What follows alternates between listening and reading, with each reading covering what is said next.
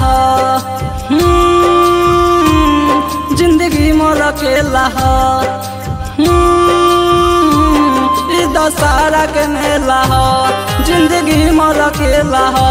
हम माई के साथ आईनी मेला में हम भूलनी तनी सा स्टेज पर गलेवे दो माई के चरनिया चूम लेवे दो माई के चरनिया चूम लेवे दो तनी सा स्टेज पर गलेवे दो माई के चरनिया चूम लेवे दो माई के चरनिया चूम लेवे दो। बोला बोला शीतला मैया की जय।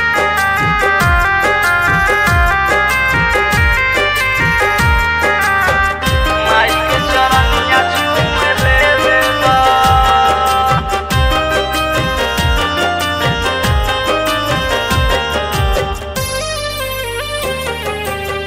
माई के बिना नहीं जियब हो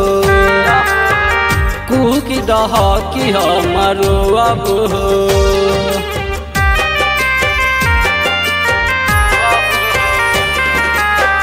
माई के बिना नहीं जियब हो कुकी दह की हमरो अब हो माई के बिना ई दुनिया अनार बावे माये ना होखे त जियल बेकार बावे ऐसे त गाँव झूमिले झूमिले माई के नगरिया घूम लेवे दहो माई के नगरिया घूम लेवे द तनी सा स्टेज पर गलेवे दो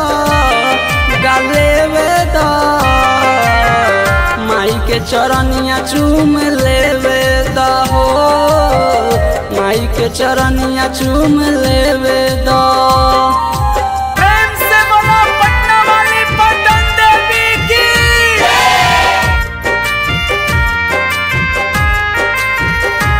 माई के चरनिया चूम लेवे दो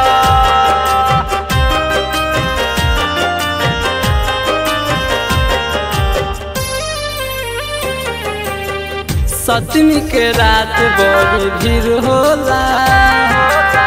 जेकरा पाले माई ना उ फकीर होला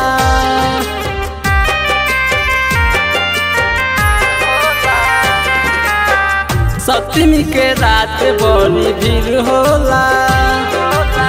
जेकरा पाले माई ना उ फकीर होला राजपथ दीपक बोला नाई कहाँ जाई अपना माई के कैसे भुला जाई